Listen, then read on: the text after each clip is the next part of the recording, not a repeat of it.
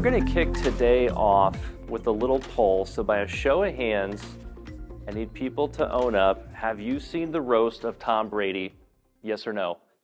Hands are popping. Hands are popping. This is good. This is good. So unfortunately for you, this is going to be nothing like that. Fortunately for them, this is going to be good for us all today. We have the good pleasure of working with and for all four of these brands, so thank you for that opportunity, and I would like to keep it that way, so we're going to keep this on the up and up. From an agenda standpoint, you guys see the title, Rethink or Seek, Evolving Your Store Development Strategy. We're going to break this into three parts today. So for these four brands, they're each going to take a moment to really unpack where they're at, kind of in their current state of retail development. They're going to pick one or two key innovations that they're working on right now and unpack some of the results that they have or the results that they're intending. And at the last part, we're going to look forward, right? We always need to be looking to the future. If you attended this morning's session with Brian, the future of AI, I'm sure everyone's minds are blown. It's very interesting times. But for these folks today, I'm really interested in hearing about what are the future leaders in the real estate and construction and design world that they need, right? Times are changing. It's becoming more and more challenged to navigate, these internal organizations. And so super curious to hear who those future leaders are. Touching again on the vendor partnerships, a lot of people here support these as well. So who are the vendors of the future that you guys need? And then lastly, a topic we've probably all heard too much about, but remote work culture. What's happening? Are there any changes upcoming? So excited to hear your guys' fresh perspective on that. So with that, I'm Blake Brosa, Executive Vice President with Bureau Veritas' Construction Program Management Group. Very honored to be here today with this esteemed panel. Paul, I think we'll just start with you, go down the line, but maybe in 2 minutes or less, can you tell us a little bit about how did you get to where you are today and what are you currently focused on for the organization?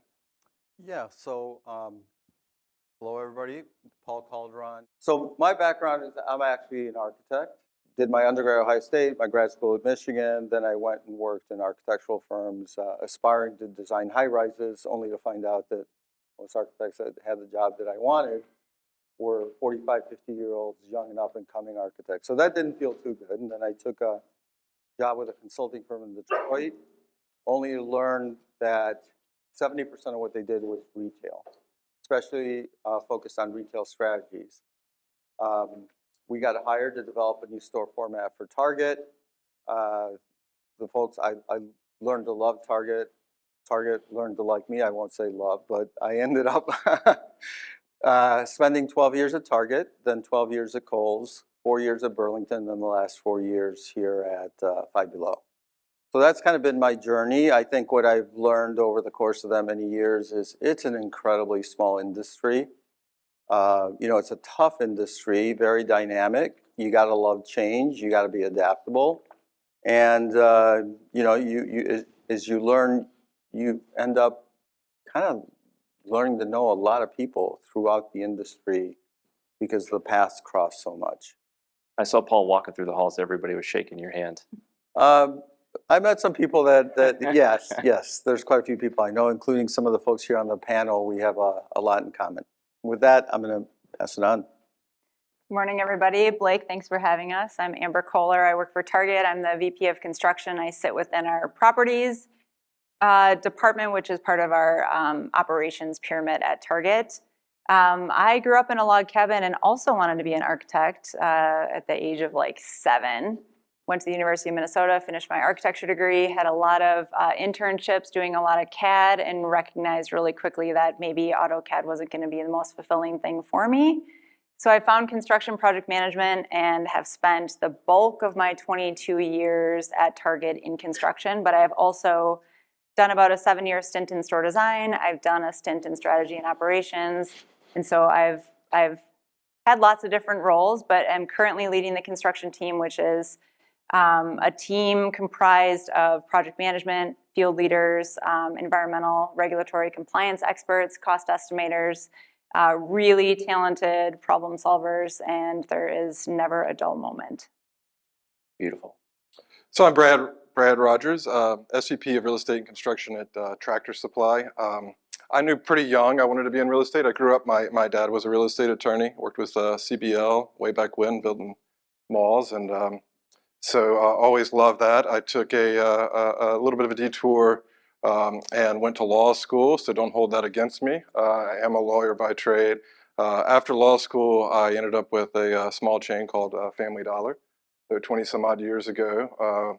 We had about 2,000 stores. I was there for 22 years. So quite a ride with Family Dollar. When I left, we had about 8,000 stores. After doing that, I wanted to take a step back. I was thinking about I'd do development or something, but there's something about retail that just really gets into your blood. And so I started with a company. I went to Aaron's, where we were rethinking our real estate from an omni-channel perspective. Stayed a couple years there, then went to a startup, GoPuff. I don't know how many of you even know the name GoPuff, but it was instant commerce. Spent about a year and a half there, exciting times. Then went to Sprouts for a little while, and then I got a call from Tractor Supply and started there about 2 years ago. And exciting times at Tractor Supply. I mean, we're really spending a lot of time thinking about what our physical network strategy is. It's a little different. When we were at Family, it was very much about just the store, and it's interesting how that's evolved over the years as well. So it's an interesting time to be in real estate right now. Absolutely. Terri. Hey everyone, Terri Micklin. I'm the president of GetGo, and GetGo is the fuel and convenience arm of Giant Eagle, which is a regional grocer out of Pittsburgh, Pennsylvania. About 270 stores, another 45 car washes. I've spent over about 30 years now in the fuel and convenience retailing business. Started with Exxon back when it was Exxon Company USA, through ExxonMobil, over 20 years with Wawa, and now 3 years with Giant Eagle. GetGo is the president of GetGo. My background is as an engineer, so I probably spent my time trying to figure out how to frustrate architects. But engineer to construction manager to real estate executive and now to president of the business. So fun, exciting tenure. Yeah. So Terri, I think we're going to start off with you. We had a pretty exciting conversation just this morning. And when you look at the news and what's taking place with Giant Eagle and GetGo, pun intended, right? How does the GetGo transaction help fuel your guys' growth within the Giant Eagle business? And how are you looking at that to maybe refocus back to core? Yeah, so a lot of news going on. If you haven't read in the press, we just agreed to sell the GetGo business to Couche-Tard, Circle K, for about $1.6 billion. So a pretty big deal. Coming out of that, then it's, well, what's next for the business? I think it's two parts. The funding helps really invest back in the supermarket. So regional grocers are in the fight of their life right now. There's a lot of challenge based on the scale of the business to stay very, very competitive, stay very community focused. So a big tranche of it's going to go to reinvest in pricing and really lower prices for the customers. The other piece is reinvesting in new store growth and continuing a growth trajectory for the supermarket so that they can continue to have that community-centric feel. And then on the GetGo side, it's really thinking about how does a small business like GetGo, relative to the size of Couche-Tard, so 270 stores compared to 7,000, take the framework of innovation and agility and figure out how do they bring that and scale it up for a large international company so that there's reverse synergies through it. So lots of really, really exciting programs going right now as we look at a strong trajectory of growth. Love it. Love it. And then Brad, maybe we'll bring it back this way with Tractor Supply. You guys are having a great year. Stock is almost up 30% year to date. Huge real estate pipeline, major remodel program. What are some of the headwinds that you guys are finding and trying to achieve kind of your growth objectives that you have right now? Yeah, so Tractor was one of many retailers that had significant sales growth through COVID. So it's nice to come in from a real estate perspective right after a significant comp increase.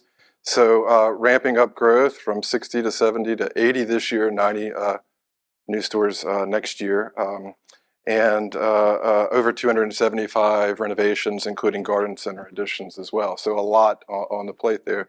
As far as headwinds, the interest rate environment has been very interesting.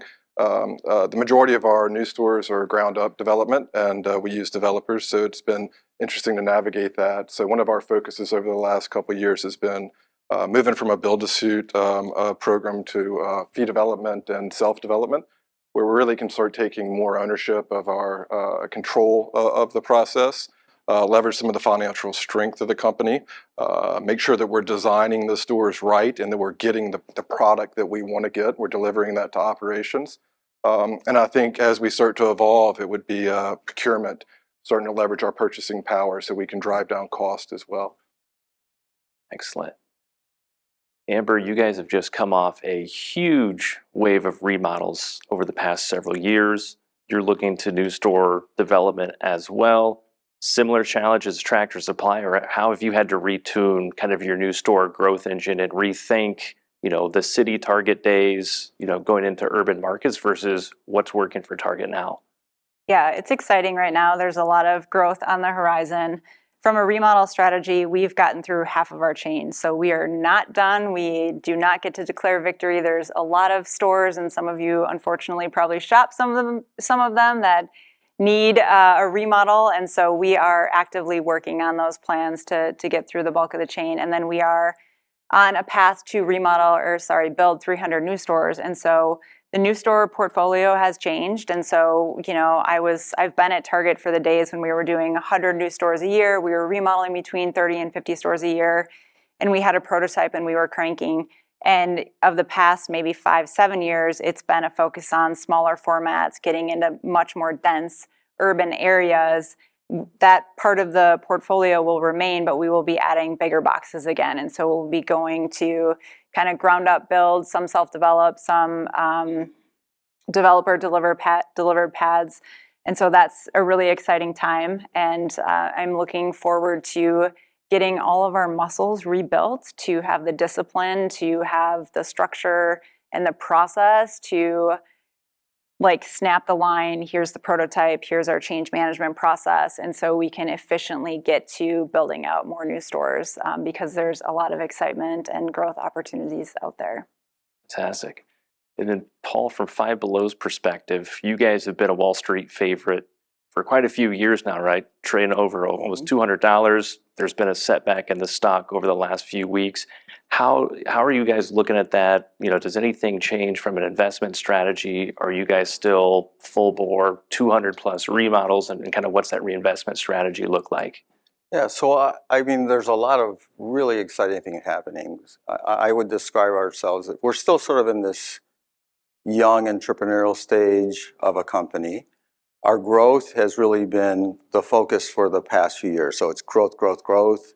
I joined the company 4 years ago. We were just over 1,000 stores. This year we'll complete at about 1,770 plus stores. The builds for this year is 230. So a lot of growth, which is fantastic, but that feeds the top line.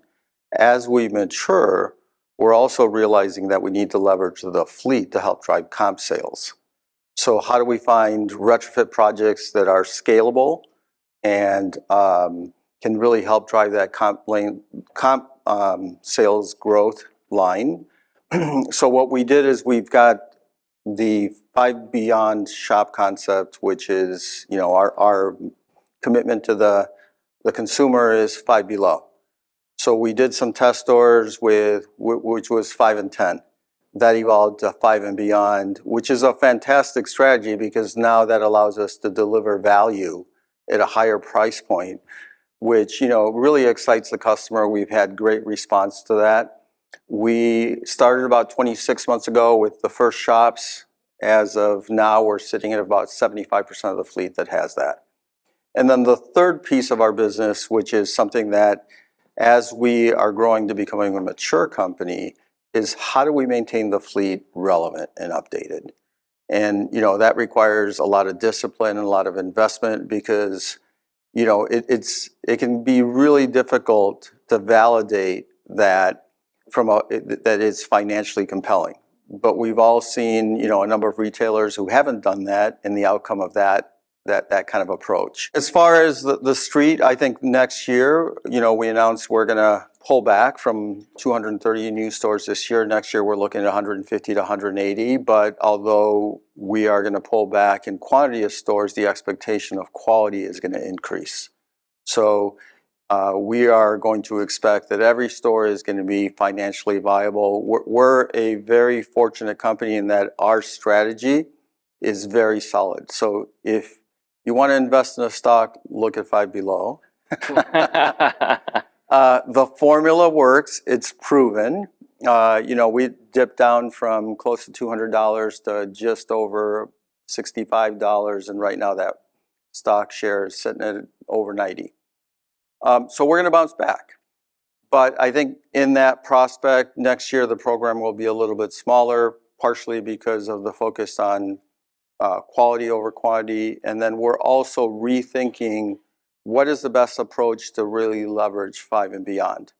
So that's going to result in us probably doing fewer existing store projects as we try to figure that out, because you don't want to go replicate and scale up more of a concept that, in 6 months to a year might be something different than what you want to do.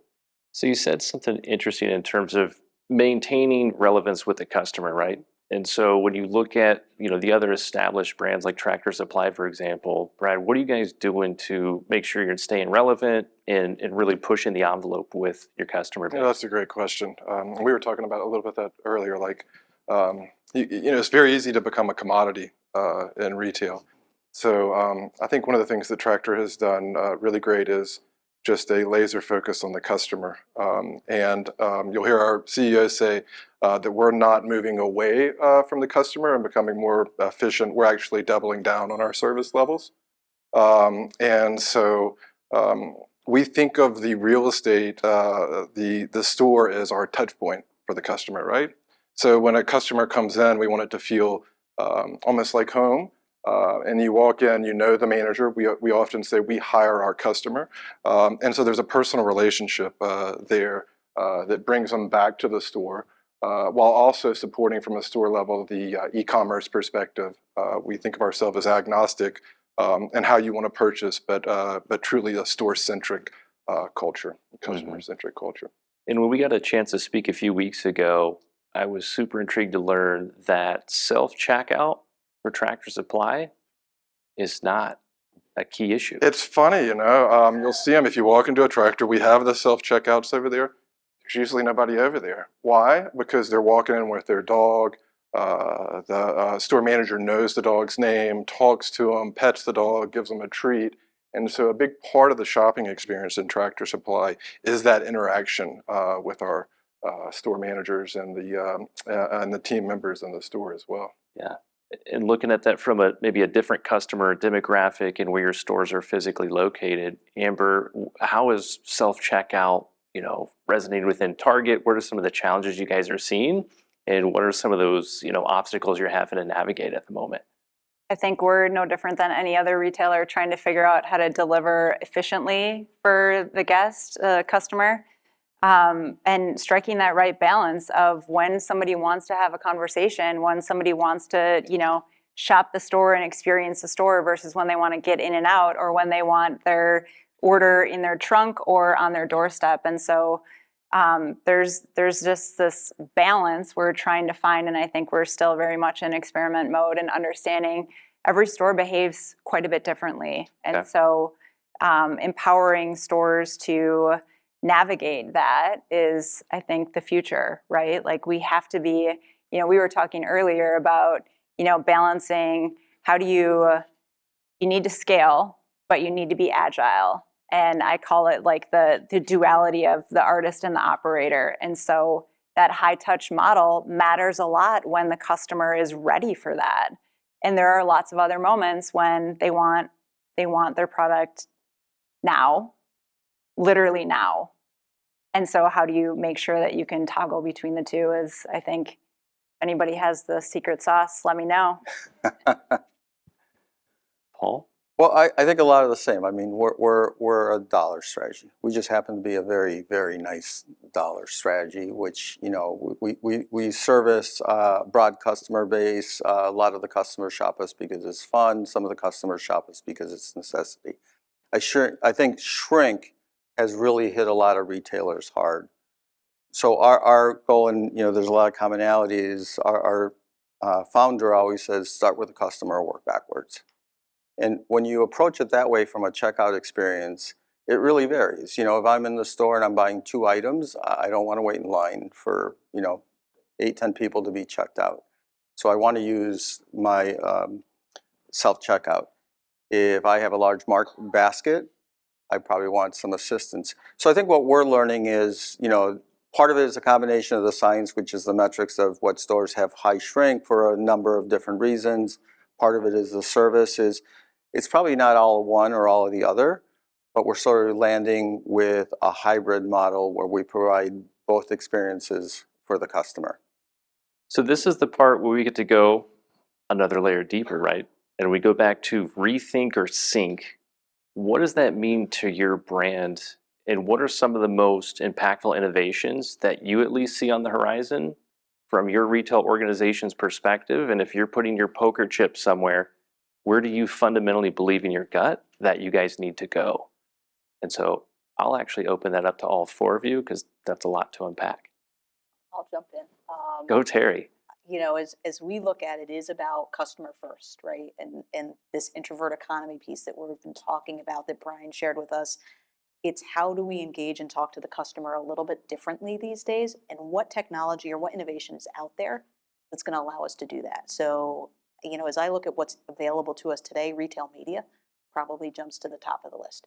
How do you engage digitally? How do you work with vendor partners to talk to your customers a little differently, exactly the way they want to be spoken to and in a way that's meaningful for them? I think that's going to open up not just monetization opportunities across enterprises, but it's allowing vendors to really give a pathway to the customers that are important to them. And it's a way for you to talk very personally to them and not in an intrusive way. And so as we think about the store design impact of that, it becomes, how do you bring that inside the physical space? How do you bring it inside your digital facilities as well to really talk to customers in a new and a unique way that also drives growth for your overall business? But that's kind of the first bet that I have out there. I like it. Yeah, I'd say within our, one of the things I'm most excited about is, so we have Neighbors Club is our customer club, and we have over 30 million members. So a significant portion of our actual sales come from our Neighbors Club. But one of the really cool things is about a data that we are able to get from that membership club, and we're able to leverage that. And recently rebuilt our sales model, upgraded from a regression analysis to machine learning, but not only able to project sales, but also able to start understanding at a category level within merchandising what kind of sales we can expect within a different market. And so as we start moving forward, we're now interacting with merchandising who can build a model within a store to say, how do we customize our format to serve customers in that area? You can work with supply chain to understand where is that demand for different types of goods going to be, where do we need to grow our supply chain, and how do we think of our store as a front line last mile delivery as part of the overall supply chain. And then I'd say we circle back with the marketing team when we grand open, who is the customer, where are they coming from, and how do we specialize our marketing campaign around that. So within our group, I think that's one of the most exciting things. I'd say, like, for the company itself, something really cool that I think our company's doing is something called Hey Gura, and it is actually an AI-based where they have a headset. So you'll go walk inside a Tractor Supply, and you may get to talk to the relationship with your store manager and have a conversation, but you may ask them a question, and they may not know the answer, right? So the manager's now able to ask Hey Gura, and this is a certain kind of dog, what kind of feed should I get? It has all the different data for our different merchandising in the store, and we'll be able to tell them, recommend a dog food product, the aisle it's on, et cetera. And it's almost seamless. And I think that's something that's really interesting as we move forward, is how do we take technology and move it from something that can be not always the easiest thing to interact with and make it seamless within that customer experience, right? So you're serving the customer, but they almost don't even notice the technology. Absolutely. Yeah, I think that's fantastic. Target is starting to do that too. It's, the physical and digital mashup is actually happening before our eyes. And how do you empower our team members to interact and unlock even more for the guest when they're in the store? So we're starting to dabble with that too. I guess I want to say from an AEC industry perspective, we're ripe for innovation. And the things that I get really excited about are, how are we leveraging data? How are we leveraging product? How are we working differently? And so The quote that Brian shared earlier was something about you're on the wrong side of innovation if you're waiting to be asked. And I think that from an architectural engineering construction perspective, like we have to continue to figure out how to get people interested in our workforce. We have to figure out how to drive efficiency.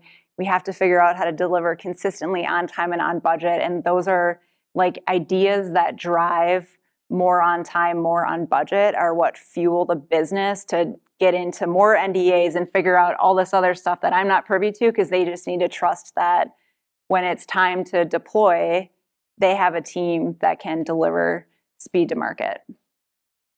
Yeah, you bet. Paul? Yeah, I would say for us, I mean, there's lots of facets to this, but one, which I already kind of touched on, was, you know, our 5 Beyond strategy, because again, it removes a ceiling on price points, and our customer looks for a ton of value. I think every retail customer does, but especially for us. You know, we talk internally about we're really about extreme value, and so how do we offer that to the customer? You know, from a macroeconomics, it's all great. From a microeconomics, the households are still challenged. And we, again, have customers that shop us partly for the fun of it, and another group of customers that shop us on necessity. I think the other part is our journey, kind of an evolution as a company. So we sort of loosely talk about the first 500 stores was proof of concept. Did we have a market formula or business formula that really resonated with the customers? And the answer, we clearly passed that path. It was a yes. The second group of 500 stores, from 500 to 1,000, was can we scale? So can we develop and stand up resources and processes and build the muscle to allow us to scale from a profitable standpoint? We're fortunate that our stores, they pay for themselves in just over a year, which is pretty fantastic to go from sort of, you know, to positive cash flow. And then the third piece, which is the part of the journey we're in now, is the operative word is optimization. Okay, so we know we have a strategy that works. We know we can scale. Now we need to optimize. And I think optimization comes in everything from optimizing CapEx, optimizing OpEx, optimizing return on resources. So it's all of the key metrics, because at the end of the day, there is no silver bullet. You know, it's like it's really the aggregate of lots of small ideas, but the concept overall is optimization at scale, and including optimizing speed. Speed's a great competitive advantage. So Paul, when we had a chance to connect a couple weeks ago, you went pretty deep on the metrics that your organization is looking at. And if we look at the key theme across everyone and improving and innovating, it's all driven around data. Mm-hmm. And so, you know, if you look back for the last 12 years, has there been any evolution in, you know, the key metrics or KPIs that you guys are looking at in driving, you know, both the business decisions as well as the store development strategy from?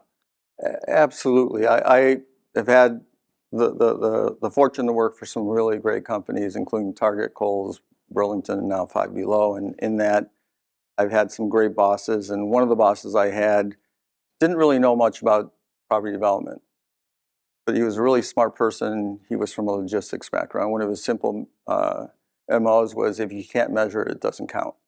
And so the key with KPIs, because there's lots of things you can measure, is how do you measure the things that, by definition, if you hit your KPIs, you're achieving success. So for us, it's still kind of a journey we're developing, but one of the probably best set of KPIs that we have developed is for our new store program. So number one is its store count. Number two, it's the mix of spring to fall. We are fortunate that we don't really open by season stores, but from the first week of the fiscal year to, thankfully now, the end of October, it used to be mid-November, every Friday we would go open stores. So first, store count. Second is the mix of spring, the first half to the second half. And then the third one is sales weeks. That's probably the number one metric we chase, because as we build the financial plan for the upcoming year, we lock in a certain number of sales weeks that we owe for our group of new store openings. And if we underachieve, someone else has to make it up. If we overachieve, then we help the company. And so That's become sort of a key metric because everything from, we have some folks here in the audience who work for permit expediters. If a permit expediting company can help me pick up 2 weeks of sales, I know the value of that. So it's this constant push-pull to optimize. And then I would say the last one is the value of the average sales week, right? Because 30 sales weeks on a $4 million store is worth a whole lot more than 30 sales weeks on a $2.2 million store. So those are kind of the key metrics. I say it's work in progress because on the remodel side, some of the other parts of the business, I'm not confident we're just quite there yet. But we got to keep working it. Yeah. Well, that's a great point. Amber just came off, 2,000 remodels? So. No, we will get there. We're halfway through. I think the KPI conversation is a good one, though. There are certainly KPIs that will remain consistent and stand the test of time for any retailer.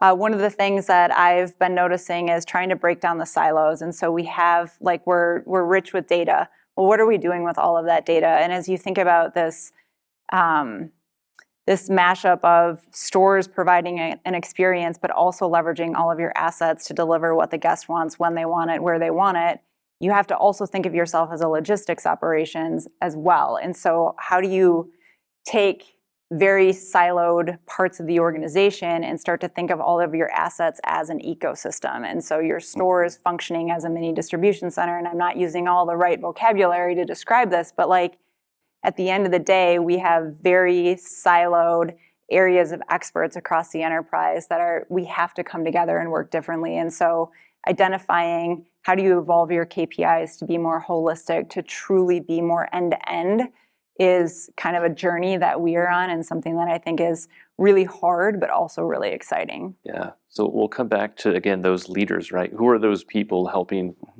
drive that forward? But that's really interesting. I mean, so you think about KPI, it's real easy to think, production, did we hit our store count? How fast did you do it? Speed, and then quality, was our punch list complete, right? But there, again, if you go back to you want to be customer centric, I think you've really got to think about when that customer walks in the door the very first day, what do they see and what do they experience? And it can be very hard to measure that. So our CEO talks about, we'll get a question of well, how many stores could you open? And his response is, our only constraint is our culture, right? And how we serve our customer. And so I value that. So we have right now internally, to your point, a cross-functional team working on how do you score out that customer experience when they walk in, right? That first day, and then can you follow it over the next 30 to 60 days to see whether you succeeded in that, and then close out any misses, any exceptions in that process. It's not easy, but I think it's really critical, again, to move away from just being a commodity to be something that customer wants to come back to. When you guys think about the experience, I'm curious, are you thinking about it in the store, or does it start on the app for your? It starts, so we're moving back 60, 90 days, but to your point, we are a supply chain, right? And so we do buy online, pick up in store. We have e-commerce, so it's how do you connect through supply chain, merchandising? Do we have the right setup there? Do we have the right capabilities? Operations, did we train a store manager? Do we have a manager that's ready to step in, or are we just opening stores and going out and hiring a new one? And so how do you pull all of those together? And it's like herding cats, right? Pull them all together, and then how do we all agree on different metrics that do that? So it's in process. We're not quite there yet, but I'm excited about it. I liked what Amber was saying about really understanding how to use data to break down the silos, because at the core of it is the true customer data. And for companies that have loyalty programs, your customer data gets richer and richer every day. So as we begin to think about the KPIs that drive the business or drive development, it's a lot of those traditional ones, but the new ones that are emerging are really KPIs around your customer engagement, your customer loyalty, being able to cohort your customers into different groups and think about how you're communicating with them, how you're promoting them when you open a new store, who's transitioning from one store to the next, what demographics are moving with that. So as we look at kind of the forefront of where data is taking us, that customer data is, I think, what's going to break down all of those silos, because we all need it, and allows us to make very different decisions as to how we proceed forward. And what's really interesting is beginning to see how you can get your customers to actually engage at a much deeper level, how you can reward their loyalty, but then also how do you attract new customers in and bring them into that flywheel of engagement. So I look at it we look at a lot of the traditional KPIs, but these new emerging ones around customer data are what's going to transform our businesses. I love it. Paul, you said you had another. Yeah, if I could add, I mean, we have a lot of dialogue internally, and it's because of a lot of what we do, right? We work on ground up buildings, we work on build outs, we work on capital projects. It's always important to remember that we are a retail company that does development, not a development company that does retail. And so, yes, from the four walls out, it's really important, but the secret sauce is from the four walls in. And then in the concept of innovation, how do you help your teams build the muscle of innovation? So innovation done poorly is a project. Innovation done well is a process. Innovation done best in class is a behavior. And a behavior that everything you touch, you white sheet it. So if you were starting anew, knowing everything you know today, how would you build it? And then what is the discrepancy of where you are relative to where you would want to be? And so a lot of that goes back to, the customer, right? Because we're all trying to channel that customer who is it's a very complex group. Absolutely. So when you think about trying to pull all of this together and deliver on that, that can be overwhelming, right? There's so many partners that are part of this mix. There's so many internal stakeholders, and driving this forward in today's environment and within your organizations. How do you see the leader of tomorrow evolving within the store development industry, and who are the people that you're looking for to carry the torch, for you and beyond you? So with that, Amber, I think you were starting on this earlier. Let's continue to unpack that. Who do you need? I heard a quote a while ago. It said, collaboration is the new currency. And I think about what's happening with Gen AI and whether you're collaborating with your peers, industry experts, like I guess internal peers, external peers, ChatGPT, leveraging relationships and leaning into getting uncomfortable. I think we have a bit of a comfort crisis happening, and Brian spoke to it in different words, but we have to get outside of ourselves and experience new things. And so, What does it mean getting uncomfortable at Target? Don't wait for somebody to ask you, right? Like, be curious. There's a lot of things we've done certain ways for a long time. Asking why, I think it's just ask lots of questions, and don't be afraid of failure. Like taking some risks, learning, embracing the process. The outcome might not be exactly what we want, but what did we learn along the way? And how do you instill that within the team? I think a lot of leaders say that, right? Fail big, fail fast, but then are the failures actually championed? Are the failures actually recognized as a win? How do you instill that within the organization and kind of the culture? Yeah, that's a good push. Slowing down, taking the moment to actually reflect and have conversations, and it kind of goes back to the relationships. If you don't have the relationships, you don't have the trust, and so you probably can't have the real, authentic conversations that help people to understand and to feel like, okay, maybe the outcome wasn't what we wanted, or maybe it was exactly what we wanted, but what was the most important part was, how did we get here? What did we learn? Was it a proof of concept? Are we ready to scale? Do we need more testing? And so I think just that vulnerability. But at the end of the day, I think the short answer to your question is, take the pause. Yeah. You gotta slow down to go fast. And I think in retail especially, we're always trying to understand, like, how do we stay relevant? How can we go even faster? And some of these things absolutely take time. And so the relationships matter, and the curiosity, take the time for it. Well, very well put from a Target veteran.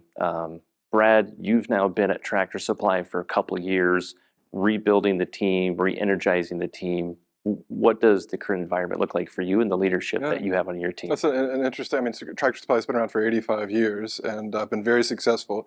So you'll have a tendency to go in and I'll ask, why do we do this? And they go, A lot of times I'll get a response back that's because that's the way we do it, right? And you try to go one step further, and sometimes it's a bit of a struggle to get people to try to think outside of the box. And just because we've done something doesn't mean we should be doing it now.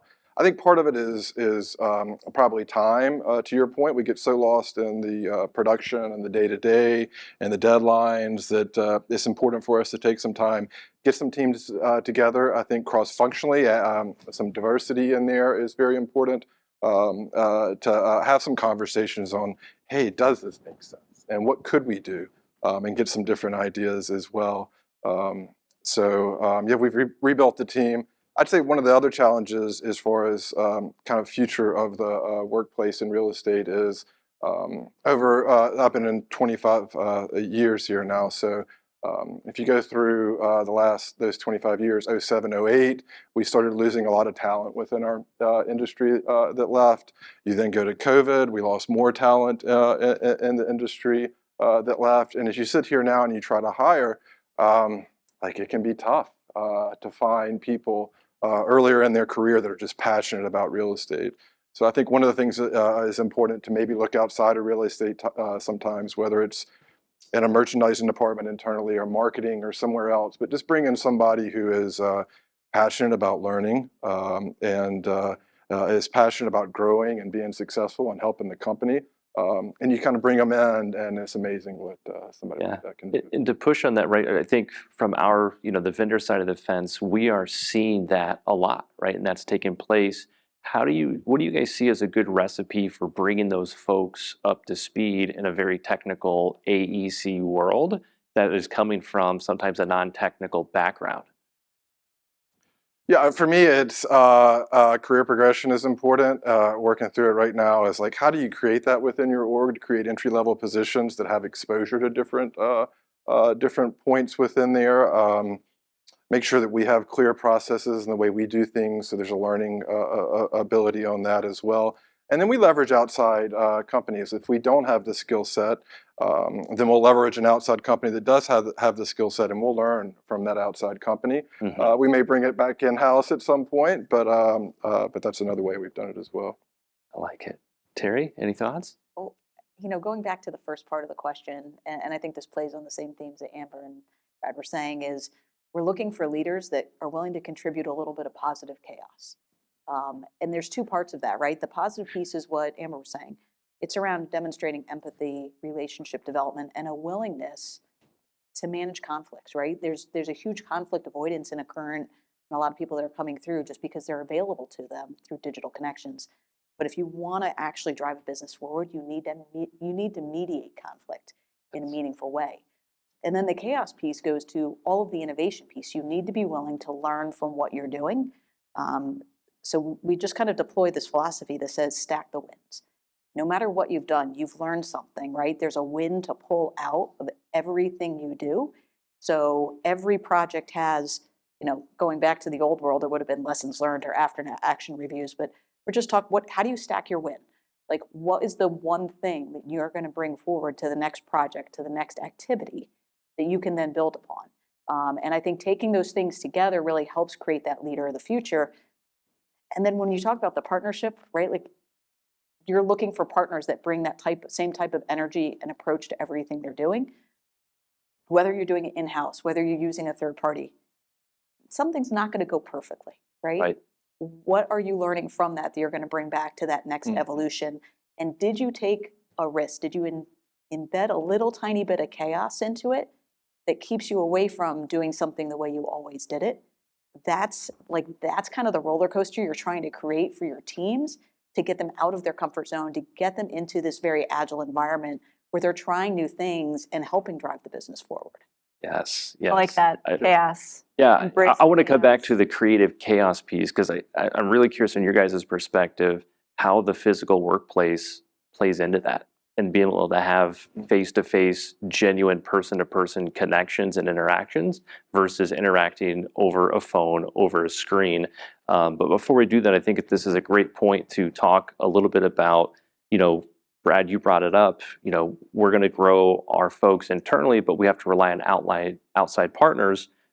What are you guys looking for from that integrated partnership, from those industry experts, and how are you pulling that into the org? And is your expectation changing? How is the bar raising for vendor partnerships?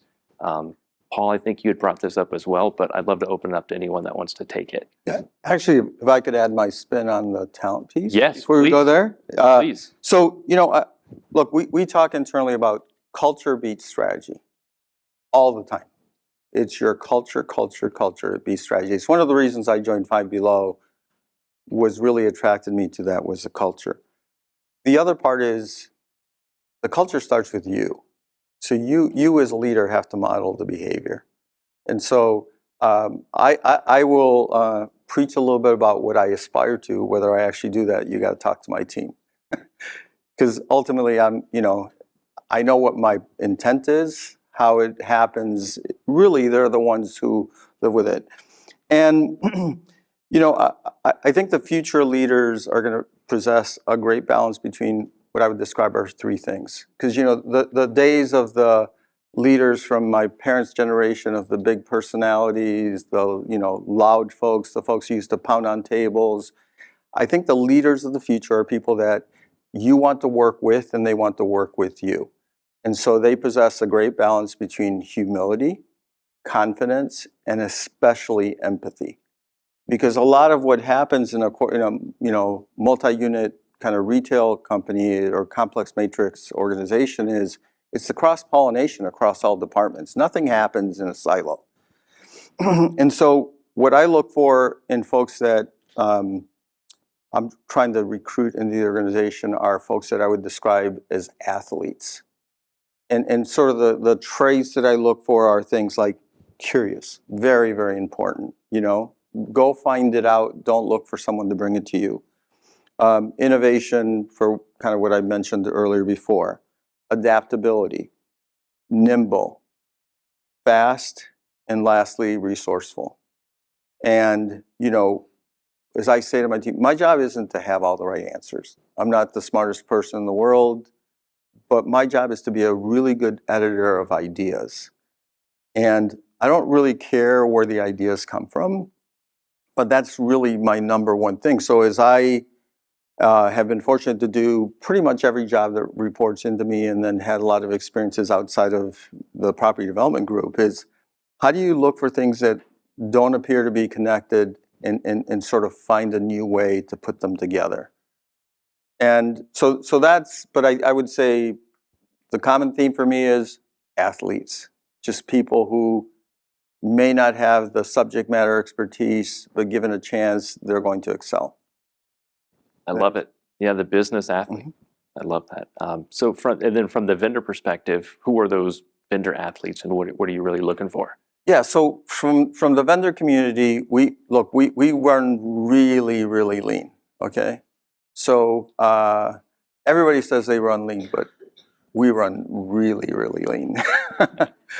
Part of that is because we're growing so fast that you need you need the resources for the future because in the property development world you're working on a 2-year stack, right? So we're already working 25, 26 deals and whatnot.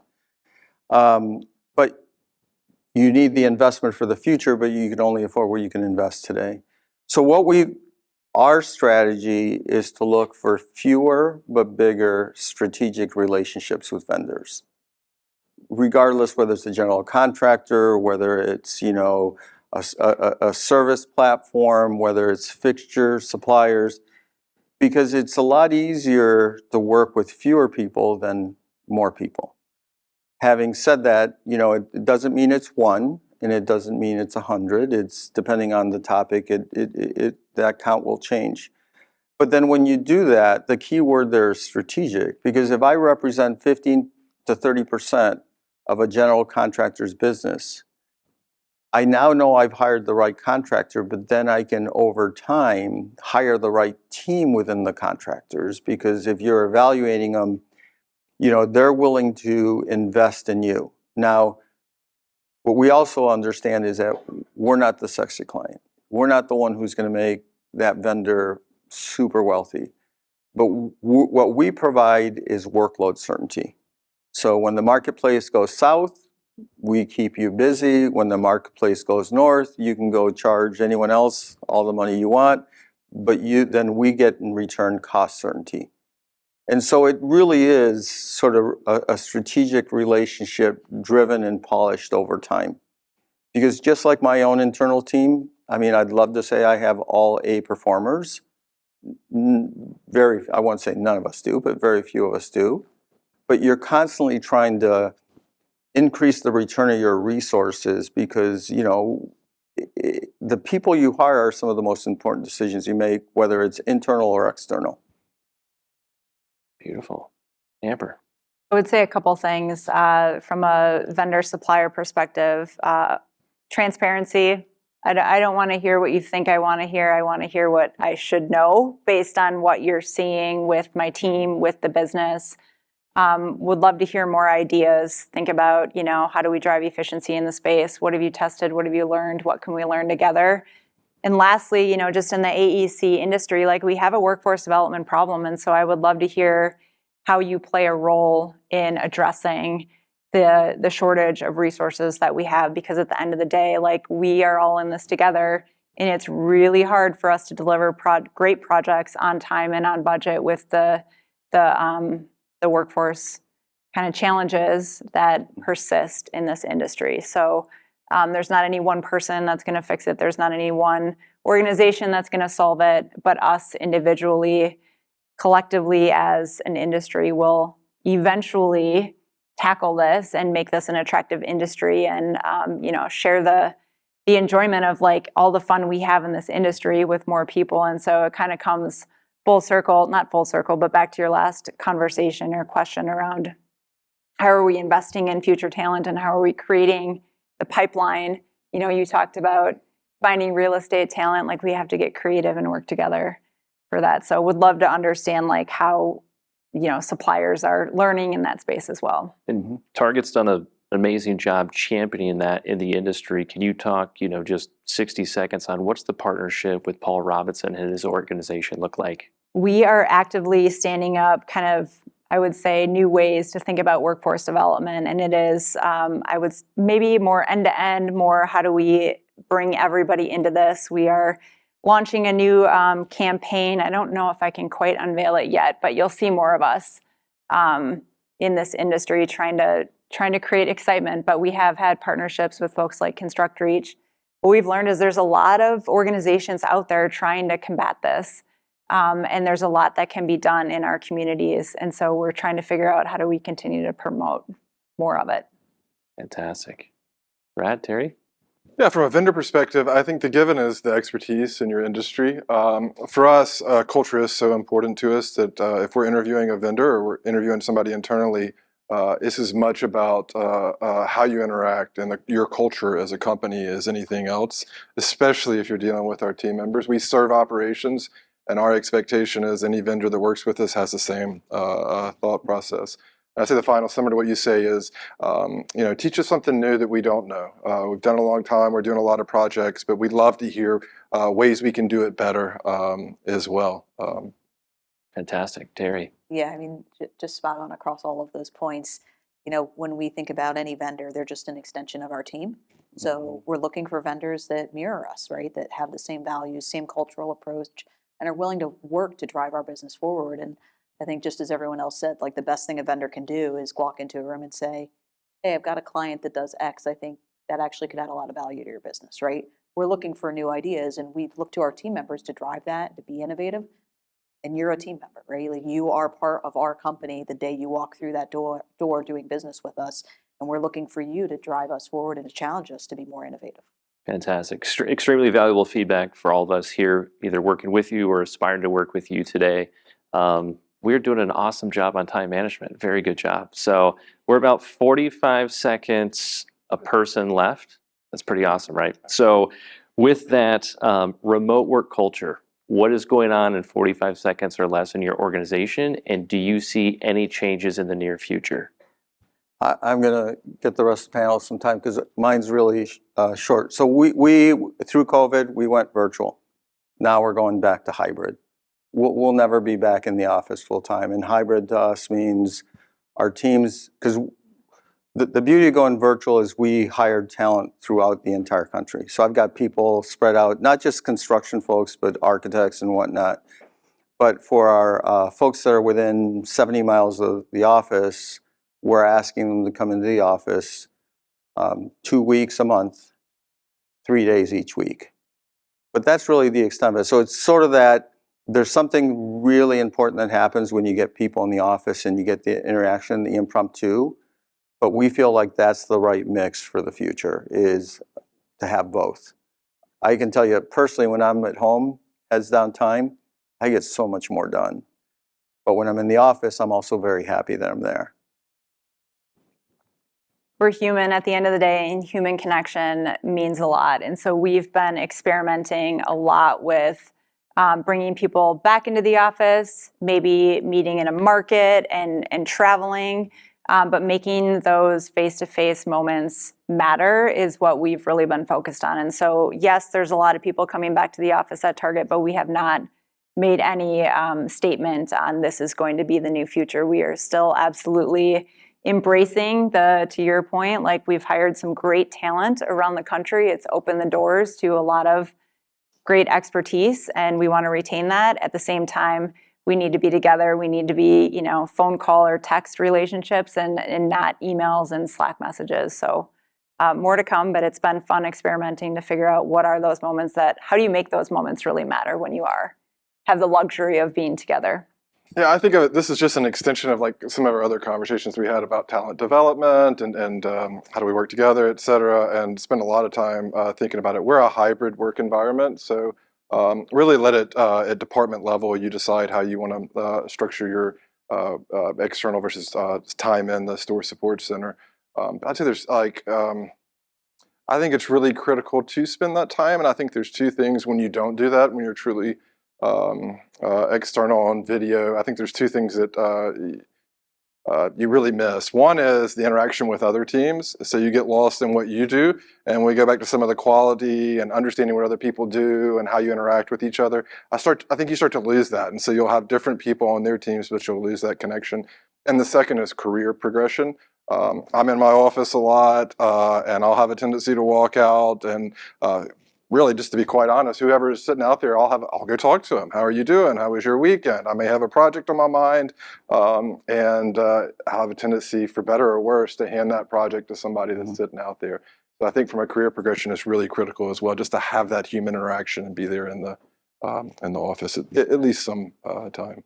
I see lots of heads nodding, by the way, but Terri, bring us home. Yeah, I think hybrid's here to stay for all of those reasons, to create balance. And I would say know the work that needs to be done.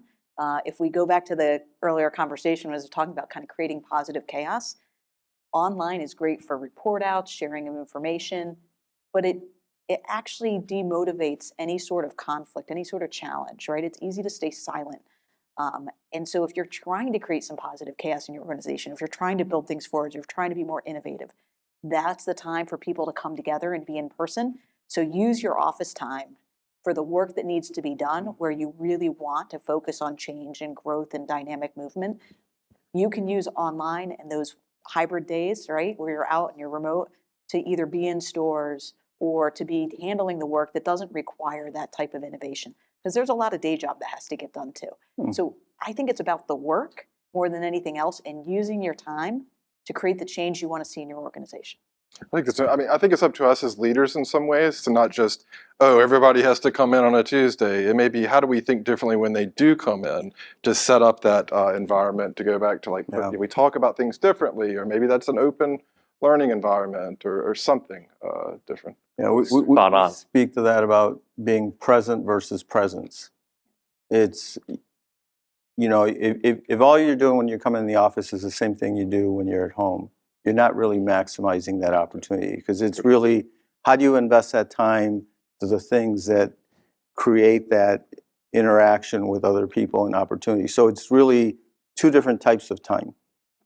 Yep, spot on. So that's a wrap for our time today. Hope everybody found this as a good use and valuable use of time. Guys, thank you so much for joining us. That was awesome.